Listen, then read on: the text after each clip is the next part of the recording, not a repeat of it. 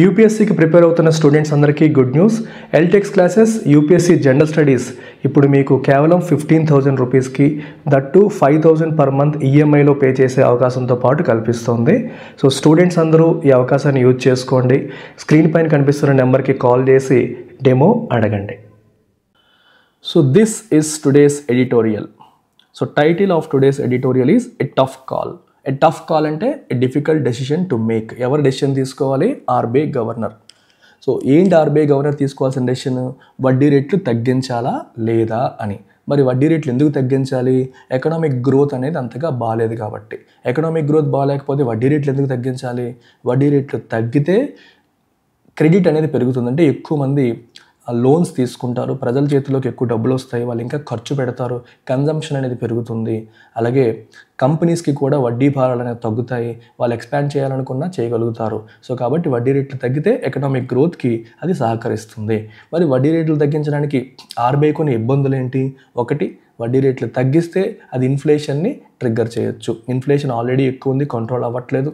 ఈ టైంలో వడ్డీ రేట్లు తగ్గిస్తే అది ఇన్ఫ్లేషన్ ట్రిగ్గర్ చేసే అవకాశం ఉంది. ప్రజలు విపరీతంగా ఖర్చు పెట్టేసి ఇన్ఫ్లేషన్కి దారితీసే సిచ్యువేషన్ కూడా ఉంది.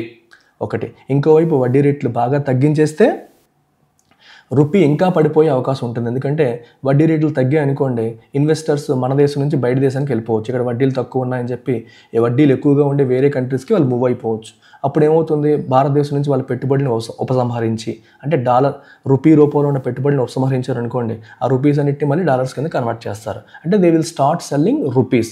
రూపీస్ని ఎప్పుడైతే అమ్మకం మొదలు పెడతారో రూపీ మీద సెల్లింగ్ ప్రెజర్ పెరిగి రూపీ వాల్యూ పడిపోతుంది. సో రూపీ వాల్యూ ఫర్దర్ పడిపోయే అవకాశం ఉంది. ఆల్రెడీ రూపీ పడిపోతుంది. ఈ టైంలో వడ్డీ రేట్లు తగ్గిస్తే రూపీ ఇంకా పడిపోయే అవకాశం కూడా ఉంది. అందుకే ఇప్పుడు ఆర్బీఐ కొత్త గవర్నర్ ముందు నుయ్యి వెనక గొయ్యి లాంటి సిచ్యువేషన్ ఉంది. So it is a tough call, it's a difficult decision to make. The rupees slide confounds monetary policy makers task. So monetary policy makers ఎవరు?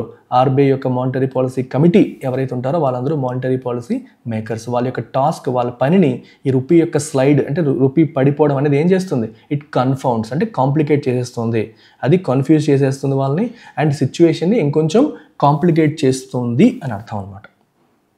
The RBI Governor, Reserve Bank of India's Monetary Policy Committee will conclude its first policy review of 2025 on Friday. ఈ Friday రోజు 2025 మొదటి monetary policy review అనేది మనకి Friday రోజు conclude చేస్తుంది. In significantly different circumstances from it's డిసెంబర్లో జరిగిన మీటింగ్కి ఇప్పటికీ సర్కమ్స్టాన్సెస్లో సిగ్నిఫికెంట్ డిఫరెన్స్ అనేది ఉంది. సో సిగ్నిఫికెంట్ డిఫరెంట్ సర్కమ్స్టాన్సెస్లో అది మనకి ఈ మీటింగ్ జరగబోతోంది.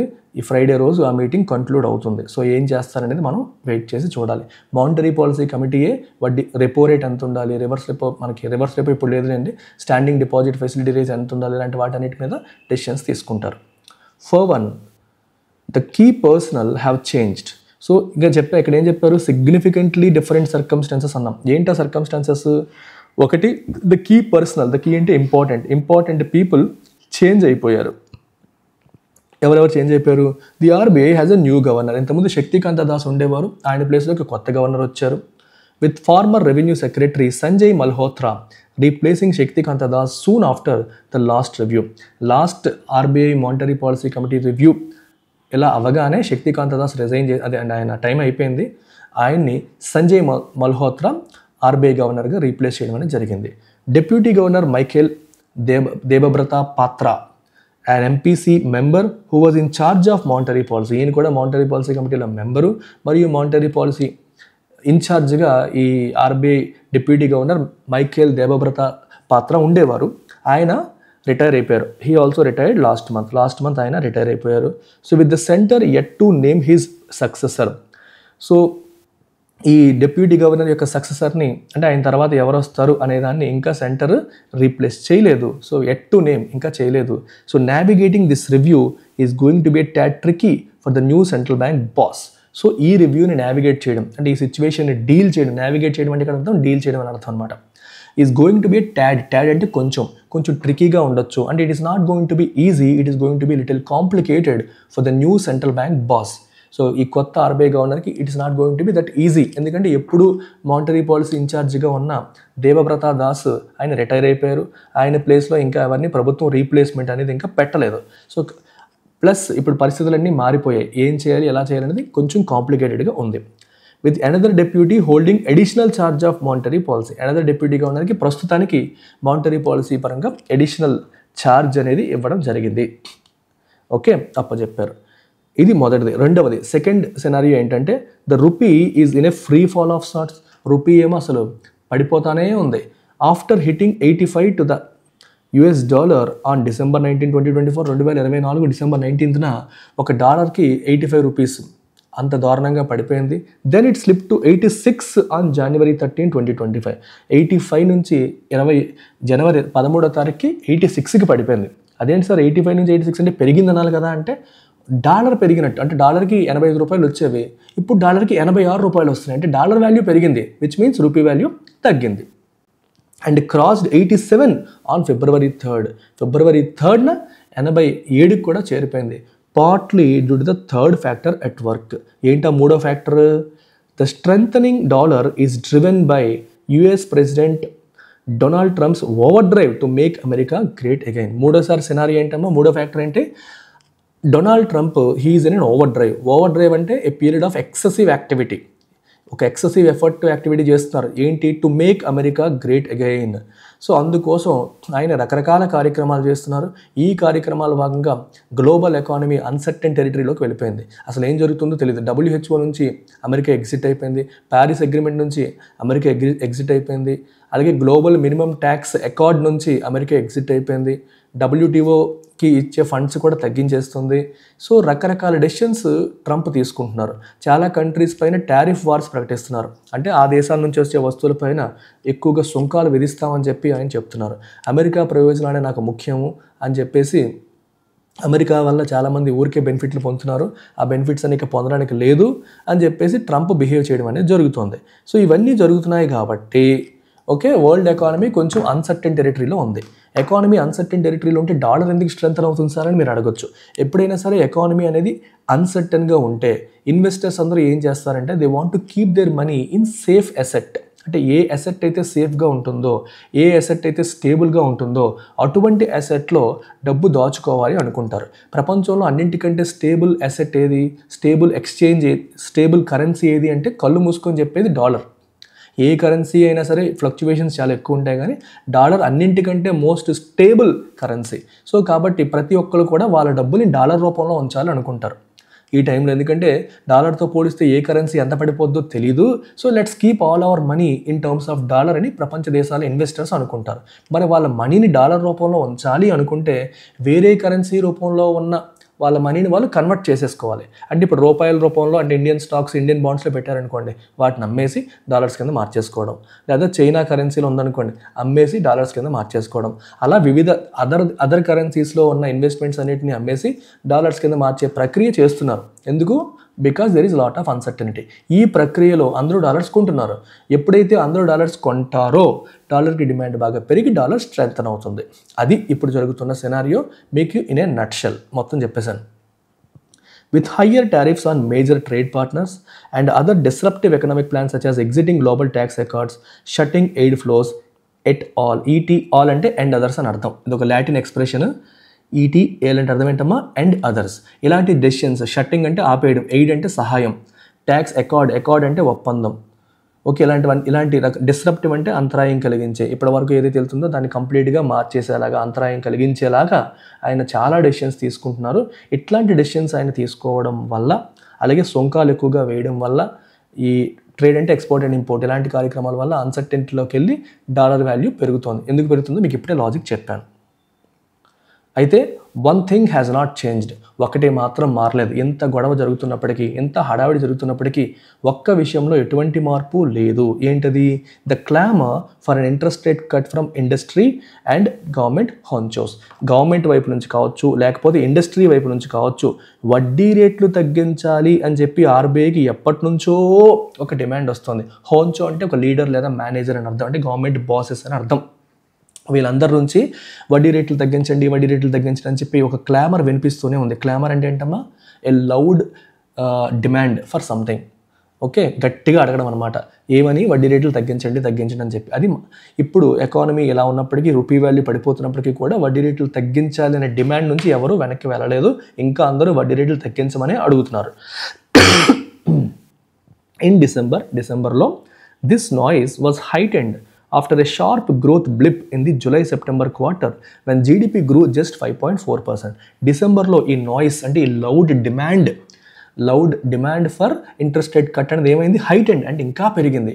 After A sharp growth blip in the July-September క్వార్టర్లో గ్రోత్ బ్లిప్ అంటే ఏంటి, పెరుగుతూ ఉన్నది గ్రోత్ కాస్త తగ్గింది. గ్రోత్ ఉంది కానీ తక్కువ గ్రో వచ్చింది. when the GDP grew just 5.4%, 6% 7% grow అవుతున్న జీడిపి కాస్త 5.4% మాత్రమే గ్రో అయ్యే పరిస్థితి మనం జూలై-సెప్టెంబర్ క్వార్టర్లో చూసాము. అది అయ్యేసరికి ఒక్కసారిగా ఇంకా గోల చేస్తున్నారు. మీరు వడ్డీ రేట్లు బాగా ఎక్కువగా ఉండడం వల్లే ఎకానమీ గ్రో అవ్వట్లేదు, ఎకానమీ సఫర్ అవుతుంది, ఇండస్ట్రీస్ అన్ని స్ట్రగుల్ అవుతున్నాయి, మీరు ఖచ్చితంగా వడ్డీ రేట్లు తగ్గించాల్సిందే అని చెప్పేసి ఒక క్లామర్, ఒక లౌడ్ నాయిస్ లేదా లౌడ్ డిమాండ్ అనేది వస్తుంది. Now with 24-25 GDP growth downgraded to just 6.4%. 24-25 ఆర్థిక సంవత్సరానికి జీడిపి గ్రోత్ ఎంత ఉంటుందంటే 6.4% ఉంటుందని చెప్పి దాన్ని ఫోర్కాస్ట్లో డౌన్గ్రేడ్ చేశారు. డౌన్గ్రేడ్ అంటే తగ్గించారు. And the no marked uptick in economic metrics in the December ending quarter. డిసెంబర్లో ఎండ్ అయిన క్వార్టర్లో ఎటువంటి ఎకనామిక్ మెట్రిక్స్లో కూడా ఒక మార్క్డ్ అంటే మనం నోటీస్ చేయగలిగేంత అప్టిక్ అనేది లేదు. అంటే IIP index of industrial production కావచ్చు, ఓకే, లేకపోతే కోర్ ఇండస్ట్రీస్ డేటా కావచ్చు, ఇన్ఫ్లేషన్ డేటా కావచ్చు, వీటిల్లో కూడా సూపర్బ్ నెంబర్స్ ఏమీ లేవు అని అర్థం. Growth worries remain entrenched. So December క్వార్టర్లో కూడా ఎటువంటి పారామీటర్స్లో పెద్దగా చేంజెస్ లేవు కాబట్టి మనకి గ్రోత్ వరీస్ ఏమవుతున్నాయి, the remain entrenched. Growth worries అలాగే ఉన్నాయి. రిమైన్ ఎంట్రెంచ్డ్ అంటే పాతుకుపోయి అలాగే ఉన్నాయి అని అర్థం. ఇన్ ద ఇంటరిమ్, ఈ మధ్యలో there has been some back and forth between North Block and Mint Street on the factors responsible for stumbling economic activity. Economic activity ఎందుకు స్టంబుల్ అవుతుంది, స్టంబుల్ అంటే తడబడుతోంది అనే విషయంలో ఏ ఫ్యాక్టర్స్ దానికి కారణం అనే విషయంలో అటు ఒకరినొకరు బ్యాక్ అండ్ ఫోర్త్ అని అర్థం ఏంటి, ఒకరినొకరు పాయింట్ చేసుకుంటున్నారు. ఎవరు, నార్త్ బ్లాక్ మ్యాండరిన్స్, మింట్ స్ట్రీట్ అంటే RBI ఆఫీస్ ఉన్న ప్లేస్ని మింట్ స్ట్రీట్ అంటాము. సో ఒక రకంగా చెప్పాలంటే మింటింగ్ అనేది కరెన్సీ ప్రింట్ అవుతుంది కదా, అక్కడే మింటింగ్ని ప్రింటింగ్ అంటామన్నమాట. అలా తీసుకోవచ్చు. నార్త్ బ్లాక్ అంటే మనకి సెంట్రల్ సెక్రటేరియట్లో ఫినాన్స్ మినిస్ట్రీ కూర్చునేది నార్త్ బ్లాక్లో, అందుకని నార్త్ బ్లాక్ అంటారు. నార్త్ బ్లాక్ అన్నారంటేనే ఫినాన్స్ మినిస్ట్రీ అని అర్థం. సో అటువైపు ఫినాన్స్ మినిస్ట్రీకి, ఇటు RBI వాళ్ళకి బ్యాక్ అండ్ ఫోర్త్ జరుగుతుంది. ఎందుకు ఎకనామిక్ యాక్టివిటీ స్టంబుల్ అవుతుంది అనే విషయంలో వీళ్ళు వాళ్ళని బ్లేమ్ చేస్తున్నారు, వాళ్ళు వీళ్ళని బ్లేమ్ చేస్తున్నారు. The finance ministry sought to lay some of the blame for an urban demand slump on tight monetary policy. Finance ministry sought అంటే ట్రైడ్, ప్రయత్నం చేస్తుంది, లే అంటే పెట్టడం, సమ్ ఆఫ్ ద బ్లేమ్ దేనికి blame, for urban demand slump. Urban demand slump అంటే తగ్గిపోవడం. Urban demand తగ్గిపోవడం ఎందువల్ల అనే విషయంలో కొంత బ్లేమ్ని టైట్ మానిటరీ పాలసీ మీద పెట్టడానికి ఫినాన్స్ మినిస్ట్రీ ట్రై చేస్తుంది. టైట్ మానిటరీ పాలసీ అంటే అర్థం ఏంటి, మనీ సప్లైని బాగా టైట్ చేసేదాన్ని టైట్ మానిటరీ పాలసీ అంటాం. మనీ సప్లై టైట్ చేయడం అంటే అర్థం ఏంటి, ప్రజల చేతుల్లో ఉన్న డబ్బు తగ్గాలి. ప్రజల చేతుల్లో ఉన్న డబ్బు తగ్గడం అంటే అర్థం ఏంటి, వడ్డీ రేట్లు పెంచడం. వడ్డీ రేట్లు పెంచితే ప్రజల చేతుల్లో డబ్బులు ఎందుకు తగ్గుతాయి, డబ్బు ఉన్నవాడు బ్యాంకుల్లో పెట్టేసుకుంటాడు, వడ్డీ పెరిగిందని. డబ్బు లేనివాడు బ్యాంకుల్లో లోన్ తీసుకోవడం మానేస్తాడు, ఎందుకంటే ఎక్కువ వడ్డీ కట్టాల్సి వస్తుందని. సో ప్రజల చేతుల్లో డబ్బు తగ్గుతోంది కాబట్టి అది టైట్ మానిటరీ పాలసీ అంటాం. సో దీనివల్లే డిమాండ్ అనేది తగ్గిపోయింది అని ఆర్బీఐని బ్లేమ్ చేయడానికి ఫినాన్స్ మినిస్ట్రీ ప్రయత్నం చేస్తోంది. RBI officials in the central bank January bulletin, central bank every monthly bulletin release చేస్తుంది. ఆ బులెటిన్లో RBI అఫీషియల్స్ సెడ్, ఏమన్నారు వాళ్ళు, the one way to spark A growth మళ్ళీ రిబౌండ్ అయ్యేలాగా చేయడానికి, ట్రిగ్గర్ చేయడానికి, స్పార్క్, ట్రిగ్గర్, స్పర్ అనే పదాలు వాడచ్చు. గ్రోత్ రిబౌండ్ని ట్రిగ్గర్ చేయడానికి ఒక వే ఏంటంటే, along with that and A virtuous cycle of fresh private investments అంటే కార్పొరేట్స్ వాళ్ళ బిజినెస్ ఎక్స్పాన్షన్ కోసం చేసే ఇన్వెస్ట్మెంట్స్ని ప్రైవేట్ ఇన్వెస్ట్మెంట్స్ అంటాం. గుర్తుపెట్టుకోండి, పబ్లిక్ ఇన్వెస్ట్మెంట్ అంటే ప్రజలు చేసే ఇన్వెస్ట్మెంట్ అని కాదు. పబ్లిక్ ఇన్వెస్ట్మెంట్ అంటే గవర్నమెంట్ ఆఫ్ ఇండియా, ప్రభుత్వం చేసే ఇన్వెస్ట్మెంట్స్ని పబ్లిక్ ఇన్వెస్ట్మెంట్స్ అంటాము. ప్రైవేట్ ఇన్వెస్ట్మెంట్ అంటే కార్పొరేట్స్ బిజినెస్ ఎక్స్పాన్షన్ కోసం చేసే ఇన్వెస్ట్మెంట్స్ని ప్రైవేట్ ఇన్వెస్ట్మెంట్స్ అంటాం. వర్చువస్ సైకిల్ అంటే ఒక పాజిటివ్ ఇంకో పాజిటివ్కి దారితీయడం. ఫర్ ఎగ్జాంపుల్ ఇక్కడ మొత్తం వినండి ఒకసారి. Is to boost consumption through higher disposable incomes especially for the urban middle class that has been pining for relief from food inflation. ఇది చాలా కేర్ఫుల్గా వినండి, మీకు డీటెయిల్డ్గా ఎక్స్ప్లెయిన్ చేస్తాను. ఓకే, డీటెయిల్డ్గా ఎక్స్ప్లెయిన్ చేస్తాను. ఇక్కడ జరుగుతుంది ఏంటంటే ఆర్బీఐ ఏం చెప్తోంది, మీరు ఏం చేయాలమ్మా, డిస్పోజబుల్ ఇన్కమ్ పెంచాలి. ఎవరి డిస్పోజబుల్ ఇన్కమ్ పెంచాలి? అర్బన్ మిడిల్ క్లాస్ యొక్క డిస్పోజబుల్ ఇన్కమ్ పెంచాలి. ఎందుకని? వాళ్ళు ఫుడ్ ఇన్ఫ్లేషన్ వల్ల స్ట్రగుల్ అవుతున్నారు బాగా. వాళ్ళు ఏమవుతున్నారమ్మా, ఫుడ్ ఇన్ఫ్లేషన్ వల్ల బాగా స్ట్రగుల్ అవుతున్నారు కాబట్టి. ఓకే, అందుకే they have been pining for relief. Pining అంటే అర్థం ఏంటమ్మా, సాడ్గా ఉన్నారు, డల్గా ఉన్నారు, చాలా బాధగా ఉన్నారు, అప్సెట్ అయి ఉన్నారు అని అర్థం అనమాట ఫుడ్ ఇన్ఫ్లేషన్ వల్ల. సో వాళ్ళు రిలీఫ్ కోసం చూస్తున్నారు. అట్లాంటి వాళ్ళకి చేతిలో ఉన్న డిస్పోజబుల్ ఇన్కమ్, డిస్పోజబుల్ అంటే అర్థం ఏంటి, నీ చేతుల్లో ఖర్చు పెట్టడానికి ఉన్న ఇన్కమ్ని మనం డిస్పోజబుల్ ఇన్కమ్ అంటాం. ఇప్పుడు నీకు వచ్చే శాలరీ ఎంత డిస్పోజబుల్ ఇన్కమ్ అవుతుందో అవ్వదు. శాలరీలో ట్యాక్స్లు, నీ ఇంట్రెస్ట్లు, వడ్డీలు ఏమైనా ఉంటే అవన్నీ కట్ చేస్తే రిమైనింగ్ మీ డిస్పోజబుల్ ఇన్కమ్ అవుతుంది. సో ఆర్బీఐ ఏమంటుందంటే డిస్పోజబుల్ ఇన్కమ్ పెంచండి అంటుంది. డిస్పోజబుల్ ఇన్కమ్ ఎలా పెంచుతారు? ట్యాక్సులు తగ్గించడం ద్వారా. సో ట్యాక్సులు మీరు తగ్గిస్తే ప్రజల చేతుల్లో ఉన్న డిస్పోజబుల్ ఇన్కమ్ పెరుగుతుంది. దానివల్ల కన్జంప్షన్ బూస్ట్ అవుతుంది. బూస్ట్ అంటే స్ట్రెంగ్తన్. ఎందుకంటే చేతుల్లో డబ్బులు పెరిగితే వాళ్ళు ఖర్చు పెడతారు, అంటే కన్జ్యూమ్ చేస్తారు. సో కన్జంప్షన్ పెరిగితే వస్తువులు, సేవలు, వాటన్నిటికీ సేల్స్ పెరుగుతాయి.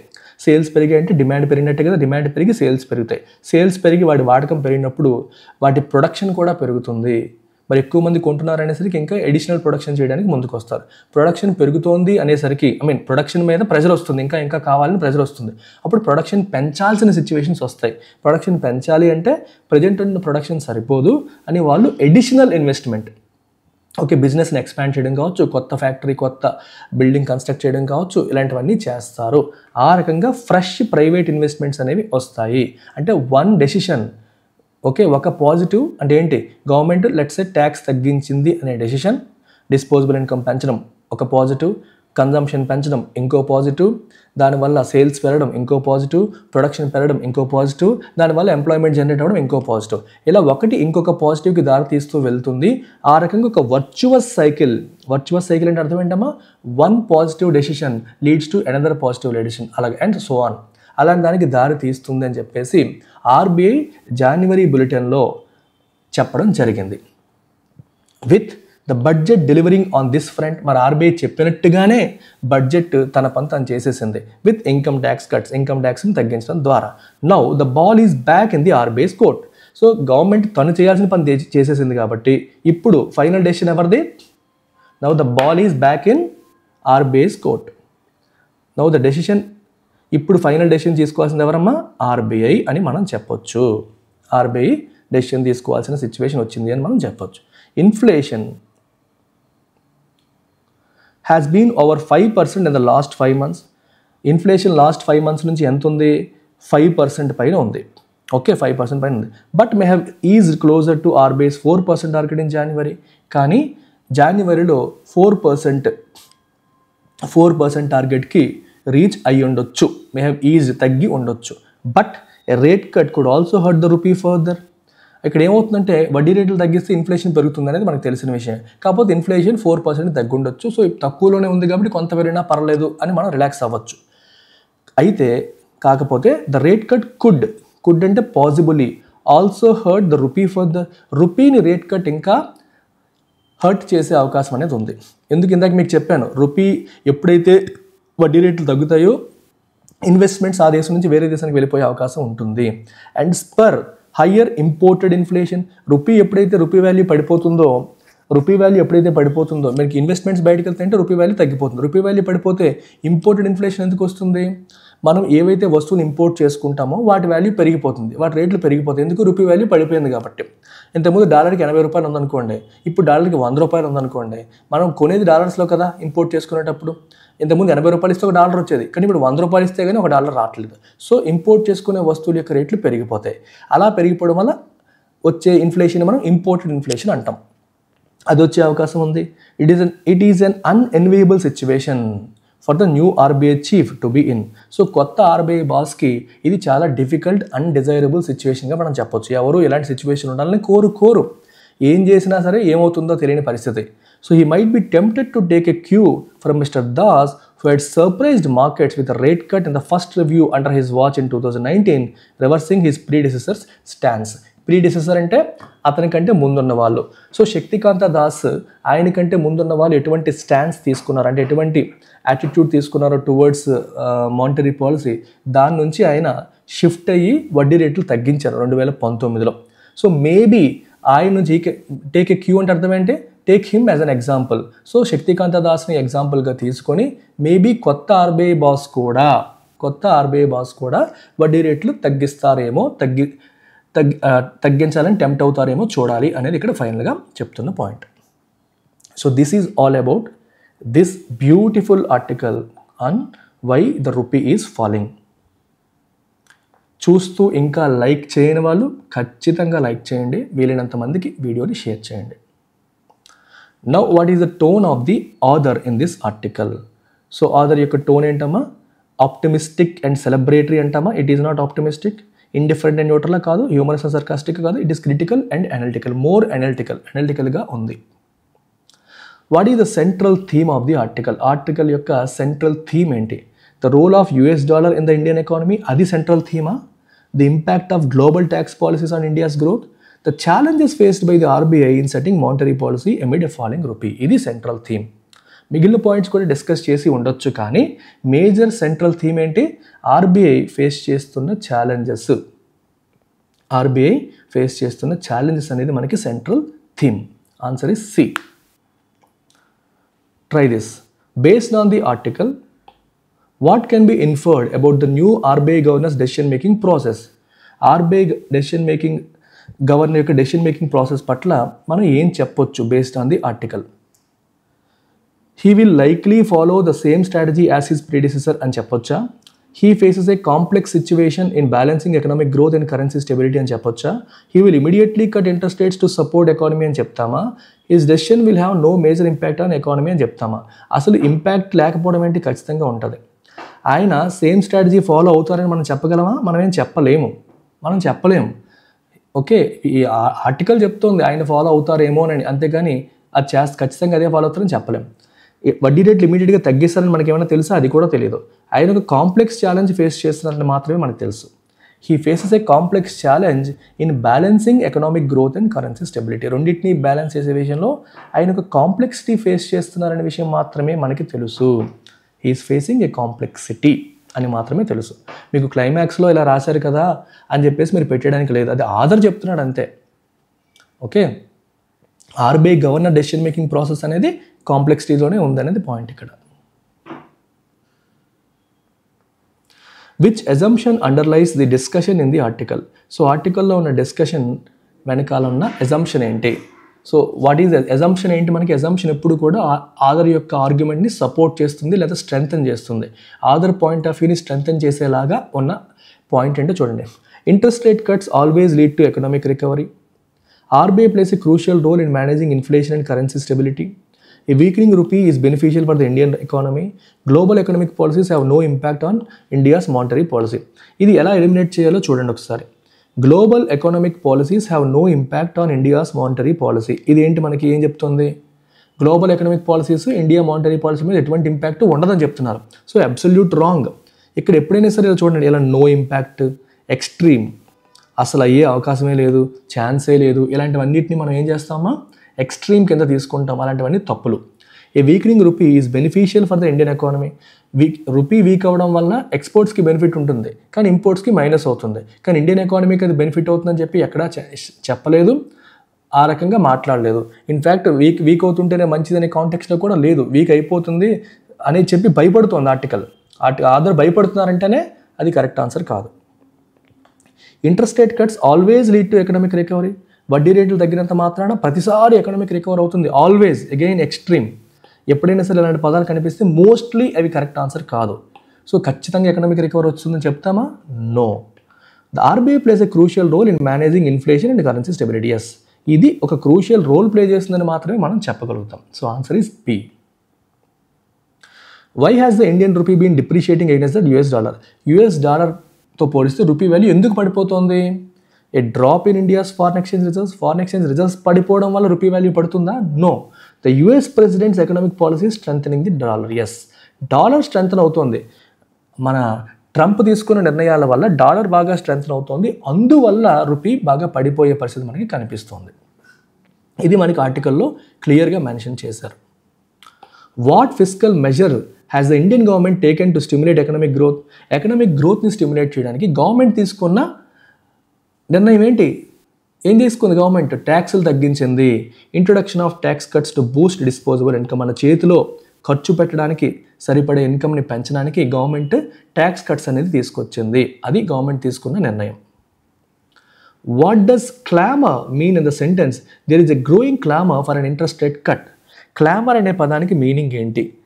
Okay, there is a growing clamour for an interest rate cut అని చెప్పి మనకి సెంటెన్స్లో ఉంది. అందులో క్లామర్ అంటే ఏంటి? Loud persistent demand. A loud persistent demand మనం క్లామర్ అంటాం. What does the phrase gone into overdrive imply about US economic policies?